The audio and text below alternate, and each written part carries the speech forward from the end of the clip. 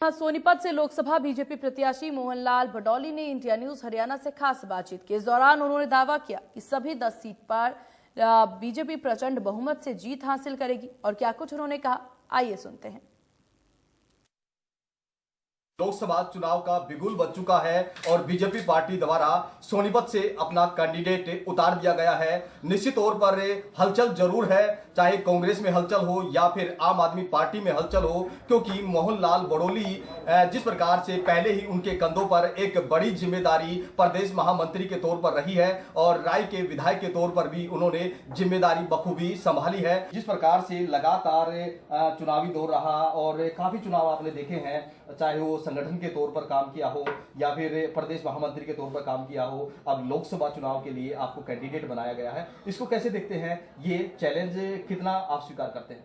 India news के सभी दर्शकों को प्रणाम। और आज सिंह जी जो आप चाय पर चर्चा के लिए आए हैं, ये भारतीय जनता पार्टी का शीर्ष नेतृत्व और दुनिया के सबसे लोकप्रिय प्रधानमंत्री नरेंद्र मोदी जी ने जो विश्वास और जगत प्रकाश नड्डा जी ने, अमित शाह जी ने, राजनाथ सिंह जी ने, जो एक छोटे से कार्यकर्ता, और हमारे हरियाणा प्रदेश के मुख्यमंत्री और भारतीय जनता पार्टी के प्रदेश के अध्यक्ष नायब सिंह सैनी जी ने 2024 के चुनाव में उम्मीदवार के तौर पर मेरे को भेजा है। और तमाम वो सारे विकास के काम जो लोकप्रिय प्रधानमंत्री नरेंद्र मोदी जी की सरकार ने और पूर्व मुख्यमंत्री मनोहर लाल जी की सरकार ने जो हरियाणा प्रदेश की जनता में जो काम करने का बहुत बड़े मन के साथ, सबका विकास, सबका प्रयास, सबके विश्वास को जीतते हुए जो विकास के काम हुए, जन कल्याण के काम हुए, अनेक सरकार की ऐसी योजनाएं जो गरीब के घर तक पहुंचाने का काम किया, उन सब तमाम बातों को लेकर हम जनता के बीच में जाएंगे और जनता से आशीर्वाद लेने का काम करेंगे। मोहनलाल भडौली चंडीगढ़ से अब दिल्ली का सफर तय करेंगे, तो इस सफर को कैसे देखते हैं? भारतीय जनता पार्टी कार्यकर्ता बेस्ड पार्टी है और भारतीय जनता पार्टी के कार्यकर्ता बनने तक हमारे उनको जिम्मेवारी है।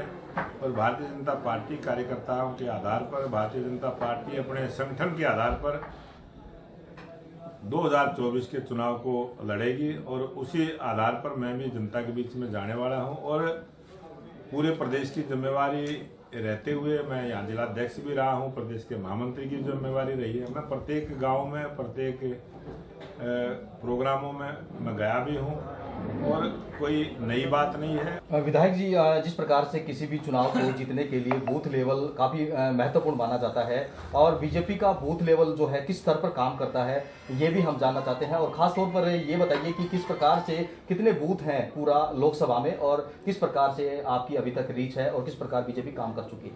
भारतीय जनता पार्टी जो सोनीपत में 6 विधानसभा है, 1260 उसमें बूथ है। जींद जिले की जो 3 विधानसभा है उसमें 603 बूथ हैं और 1260 और 603 1863 बूथ पूरी लोकसभा के अंदर है।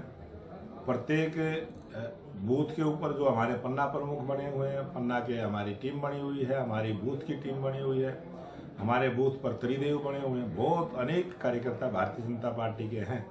अच्छा, प्रदेश की सरकार बिना पर्ची बिना खर्ची की बात करती है, हालांकि विपक्ष जो है कांग्रेस है या फिर अन्य, वो लगातार से निशाना साधते हैं पिछली सरकार का कार्यकाल, उस सरकार का कार्यकाल कैसे देखते हैं बिना पर्ची खर्ची का? ये हरियाणा प्रदेश की बहुत बड़ी उपलब्धि रही है और लोकप्रिय प्रधानमंत्री नरेंद्र मोदी जी की जो सोच थी कि गरीब के हक को गरीब के घर तक पहुंचाएं, वो तमाम काम मनोहर लाल जी की सरकार ने किए। और हमने जो पारदर्शी तरीके से डिजिटल माध्यम से जो सुविधाएं जनता को देने का काम किया, चाहे आयुष्मान और चिरायु कार्ड की बात हो, चाहे घर बैठे उनकी पेंशन बढ़ाने की बात हो, चाहे उनको जिस प्रकार से उनके बच्चे स्कूल में पढ़ते हैं, कोई मकान का है, कोई कन्यादान का पैसा है, कोई इलाज का पैसा है, वो उनके घर पहुंचाने का काम किया।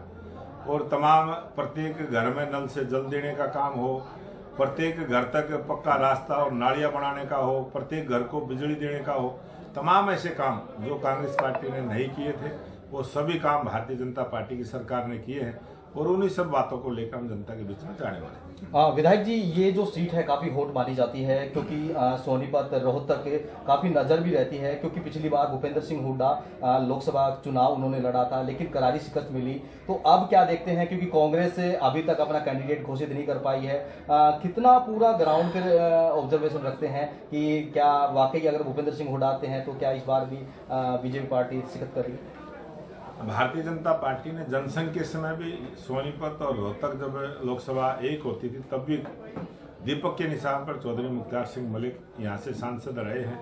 किशन सिंह सांगवान हमारे 3 बार सांसद रहे, 2 बार रमेश कौशिक सांसद रहे और अब 6ठी बार भारतीय जनता पार्टी ने जो मुझे आशीर्वाद दिया है, अब की बार फिर कमल का फूल खिलेगा और ये भारतीय जनता पार्टी की बहुत मजबूत सीट है। संगठन की ताकत के आधार पर हम ये सीट जीतने का काम करेंगे। बिल्कुल, देखिए जिस प्रकार से ये थे हमारे साथ मोहनलाल बडोली, जो कि सोनीपत लोकसभा से बीजेपी पार्टी द्वारा कैंडिडेट बनाए गए हैं। सोनीपत से इंडिया न्यूज हरियाणा के लिए राम।